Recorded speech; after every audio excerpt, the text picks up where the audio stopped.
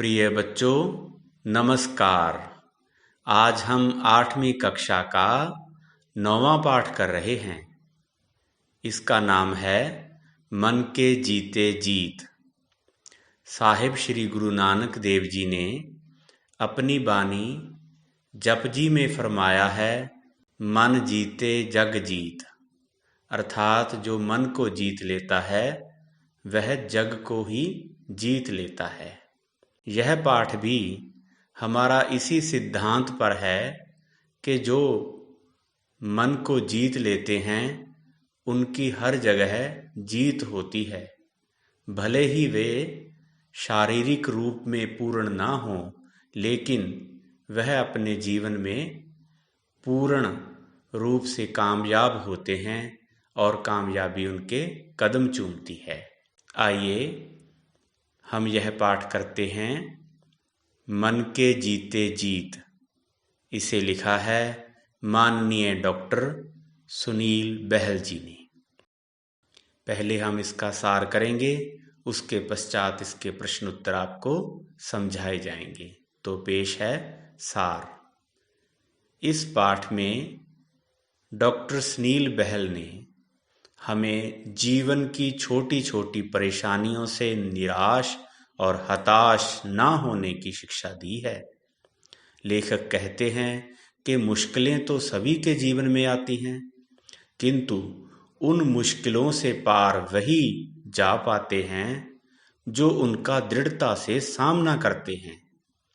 लेखक ने इस पाठ में हमें ऐसे बहुत से विकलांग लोगों की उदाहरणें देकर समझाने का प्रयत्न किया है, जिन्होंने अपनी विकलांगता को एक चुनौती के रूप में स्वीकार किया और खुद विकलांगता ने उनके साहस और दृढ़ निश्चय के आगे घुटने टेक दिए। तो आइए अब हम देखते हैं उदाहरणें। त्रेता युग में एक विद्वान थे जिनका नाम था अष्टावक्र। जन्म से ही वे 8 जगह से टेढ़े थे, जिसके कारण उनका यह नाम रखा गया। एक बार वे राजा जनक के दरबार में गए। सभी उनके शरीर को देखकर हंस पड़े। अष्टावक्र जी ने कहा कि फूल की पंखड़ी के टेढ़े होने पर भी उसकी खुशबू कम नहीं होती। नदी की धारा टेढ़ी होने से पानी दूषित नहीं होता और गन्ने के टेढ़े होने से उसकी मिठास कम नहीं होती। इसे सुनकर सभी चुप हो गए और उनकी विद्वता को नमन किया। आगे महाकवि सूरदास जी, जो कि नेत्रहीन थे, नेत्रहीन होने के बावजूद भी उन्होंने जो श्री कृष्ण की बाल लीला का वर्णन किया वैसा और कहीं मिलना दुर्लभ है। इसी तरह एक आंख और कान से रहित हिंदी साहित्य के अनमोल रतन जायज थे। एक बार उनका शेरशाह ने उपहास उड़ाया। उपहास क्या होता है बच्चों? मजाक उड़ाना। किंतु बाद में शेरशाह ने उनकी विद्वता और महाकाव्य पद्मावत के कारण महाकवि की उपाधि से नवाजा। ऐसे ही गरीब और नेत्रहीन अंग्रेजी भाषा के महाकवि मिल्टन थे, जिन्होंने अंग्रेजी काव्य रचना में अद्वितीय स्थान हासिल किया। इसी प्रकार हमारे भारतीय सिनेमा के प्रसिद्ध संगीतकार स्वर्गीय रविंद्र जैन, जिन्हें बचपन से ही ना के बराबर दिखता था, परंतु उन्होंने अपनी दृढ़ इच्छा शक्ति, एकाग्रता और आत्मविश्वास के चलते फिल्मों में अद्भुत संगीत दिया। रामानंद सागर द्वारा टेलीविजन पर प्रसारित रामायण में भी उन्होंने ही संगीत दिया।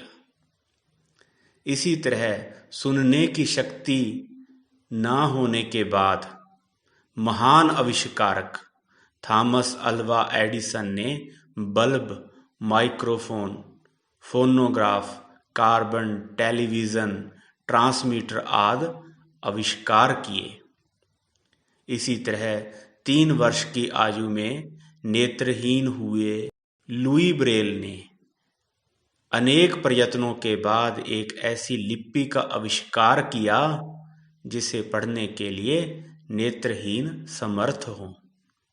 इस लिपि को ब्रेल लिपि कहते हैं। समाज सेवा में भी विकलांग पीछे नहीं रहे। महान समाज सेवी बाबा आमटे, जो कि भयंकर अस्थि विकलांगता के शिकार थे, फिर भी उन्होंने पूरी उम्र कुष्ठ रोगियों और समाज से परित्यक्त लोगों की सेवा में बिताई। भारत सरकार ने उन्हें 1971 में पद्मश्री और 1986 में पद्म भूषण से सम्मानित किया। इसी तरह विकलांगता के बावजूद भारतीय क्रिकेट में करिश्मा कर दिखाने वाले स्पिनर चंद्रशेखर, जो एक हाथ से पोलियोग्रस्त होने पर अच्छी गेंदबाजी करते थे, उन्होंने भारतीय टीम की ओर से 58 मैच खेले। भारत सरकार ने उन्हें अर्जुन पुरस्कार से सम्मानित किया। हमारे भारतीय इतिहास में भी ऐसे व्यक्तित्व हैं जिन्होंने विकलांगता से हार नहीं मानी, जैसे राणा सांघा, जिन्होंने बचपन में ही आंख खो देने के बाद अपने साहस और बल के कारण इब्राहिम लोदी जैसे अनेक विरोधियों के दांत खट्टे किए।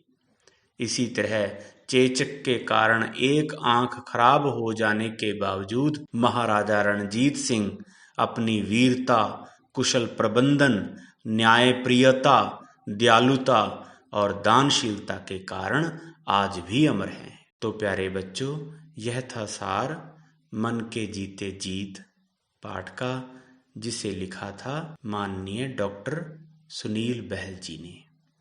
आइए अब हम इस पाठ के प्रश्न उत्तर करते हैं।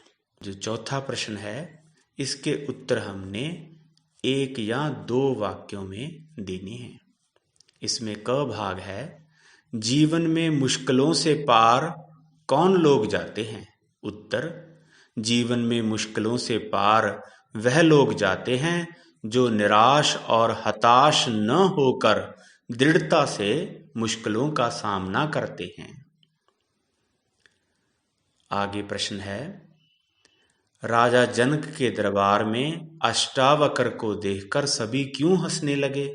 उत्तर, अष्टावक्र जी का शरीर जन्म से ही 8 जगहों से टेढ़ा था। उनकी इसी विकलांगता को देखकर राजा जनक के दरबार में सभी हंसने लगे। अगला प्रश्न, राजा जनक तथा दरबारी अष्टावक्र के सामने क्यों नतमस्तक हुए? उत्तर, अष्टावक्र जी ने राजा जनक तथा दरबारियों से कहा कि फूल की पंखड़ी के टेढ़े होने पर भी उसकी खुशबू कम नहीं होती। नदी की धारा टेढ़ी होने से पानी दूषित नहीं होता और गन्ने के टेढ़े होने से उसकी मिठास कम नहीं होती। इस बात को सुनकर सभी उनके सामने नतमस्तक हो गए। अगला प्रश्न, सूरदास ने किसकी आराधना में काव्य रचना की? उत्तर, सूरदास ने श्री कृष्ण की आराधना में काव्य रचना की। अगला प्रश्न, जायसी के प्रसिद्ध महाकाव्य का नाम लिखें। उत्तर, जायसी के प्रसिद्ध महाकाव्य का नाम पद्मावत है। च प्रश्न, रामानंद सागर द्वारा टेलीविजन पर प्रसारित धारावाहिक रामायण के संगीत मुख्य रूप में किसने दिया? उत्तर, रामानंद सागर द्वारा टेलीविजन पर प्रसारित धारावाहिक रामायण में संगीत मुख्य रूप से संगीतकार रविंद्र जैन ने दिया। अगला प्रश्न, बिजली के बल्ब का आविष्कार किसने किया?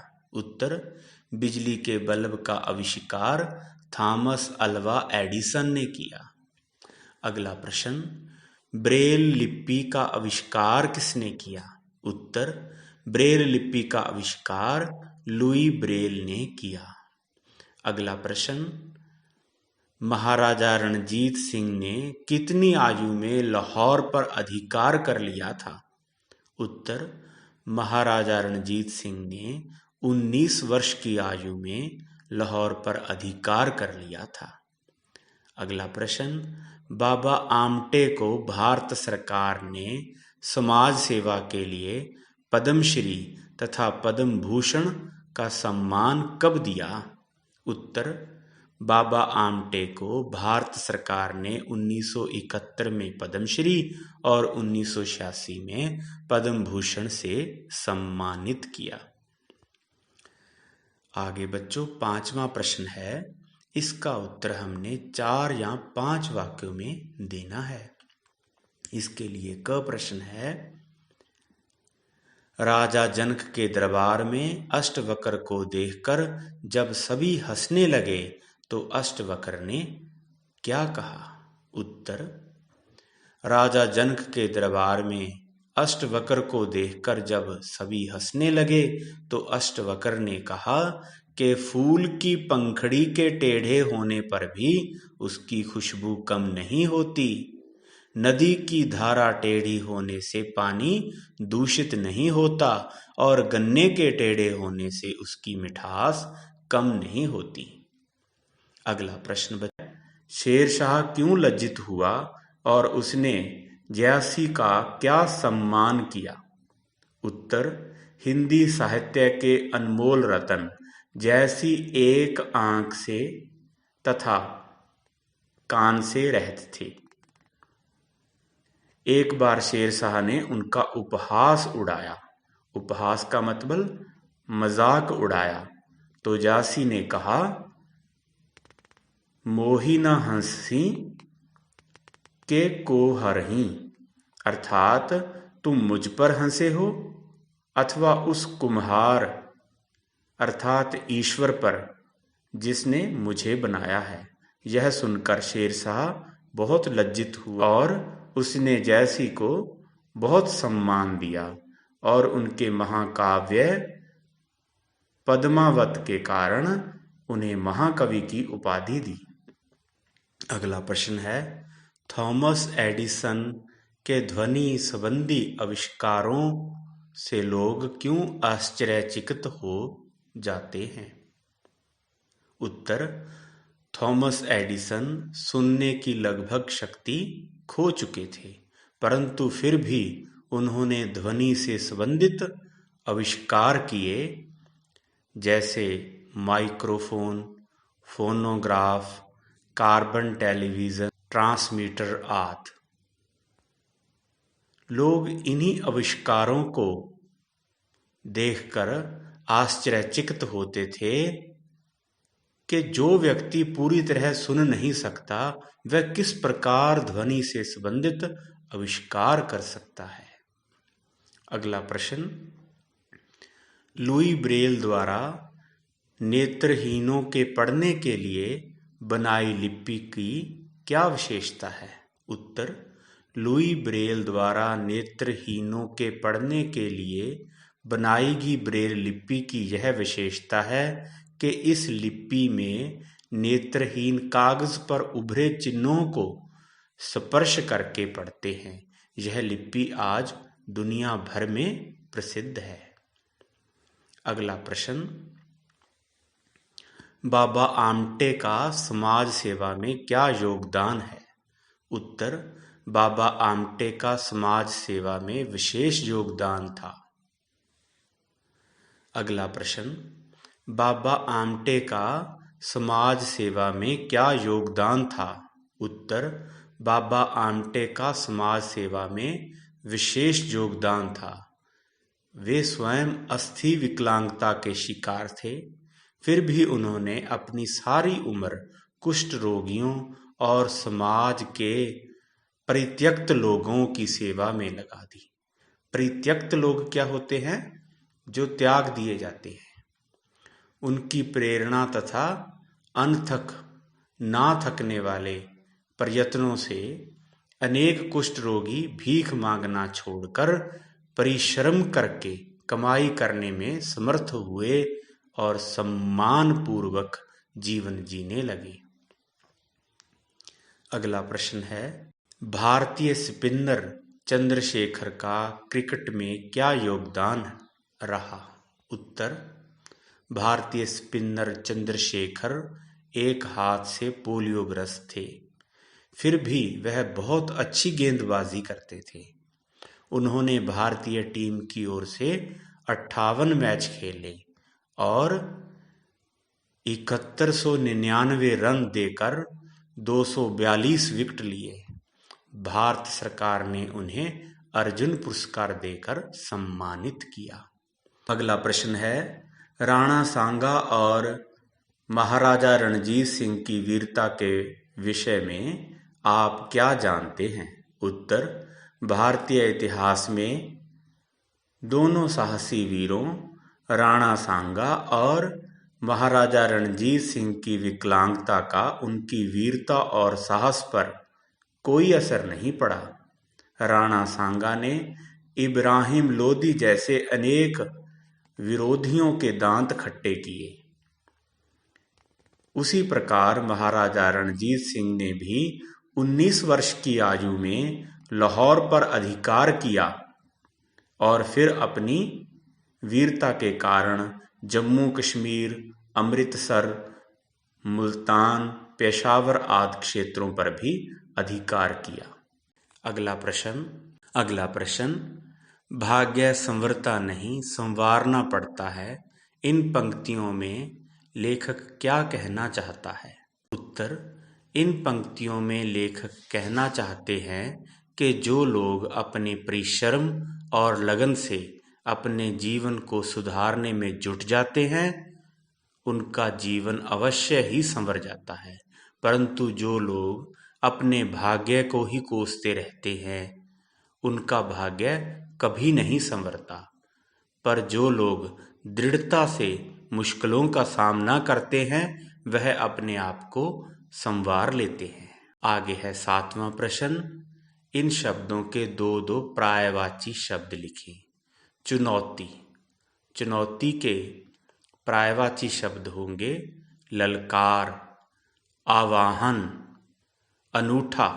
इसके पर्याय होंगे अद्भुत, अनोखा, दृढ़ता, मजबूती, कठोरता, उपहास, मजाक, हंसी, शक्ति, बल, ताकत, मस्तिष्क। इसके पर्यायवाची हैं माथा, ललाट, प्रयत्न, कोशिश, प्रयास, अध्यापक, शिक्षक, गुरु, लज्जित, शर्मिंदा, शर्मसार, सेवा। इसके पर्यायवाची होंगे आराधना, खिदमत, पुरस्कार, उपहार, हाथ, हस्त, कर, अधिकार।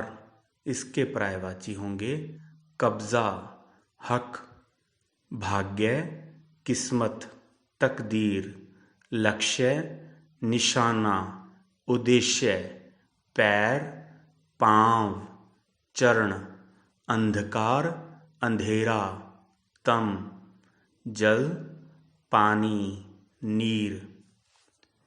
आगे 8वां प्रश्न है, अनेक शब्दों के लिए एक शब्द लिखें जिससे आंखों से दिखाई ना देता हो। इसका एक शब्द आएगा नेत्रहीन। गले का हार, कंठहार, संगीत देने वाला, संगीतकार, अपने पर विश्वास होना, आत्मविश्वास, कानों को प्रिय लगने वाला, कर्णप्रिय, आविष्कार करने वाला, आविष्कारक। आगे 6ठा प्रश्न है, इन मुहावरों के अर्थ बताते हुए वाक्यों में प्रयोग करें। पहला, घुटने टेकना, हार मान लेना। दुश्मनों ने भारतीय सैनिकों के आगे घुटने टेक दिए। दूसरा है सिर ना झुकाना, हार ना मानना। हमारे वीर सैनिक कभी भी अपने शत्रुओं के आगे सर नहीं झुकाते। अगला है दांत खट्टे करना, बुरी तरह हराना। भारतीय सैनिकों ने युद्ध में दुश्मनों के दांत खट्टे कर दिए। अगला है लोहा मनवाना, जय जयकार करवाना। महाराजा रणजीत सिंह ने अपने साहस से दुनिया में लोहा मनवा लिया। अगला है थर थर कांपना, डरना। महेश सांप को देखकर थर थर कांपने लगा। अगला है बुलंदियां छूना, तरक्की करना। राम अपनी मेहनत से बुलंदियां छू रहा है। तो इस प्रकार बच्चों हमने यह पाठ किया मन के जीते जीत। इसके लेखक थे डॉक्टर सुनील बहल। तो बच्चों हम आशा करते हैं कि आपने इस पाठ को भली भांति से समझ लिया। अब इसके प्रश्न उत्तर आप कापियों में नोट करें। खुश रहें, आनंद से रहें। धन्यवाद।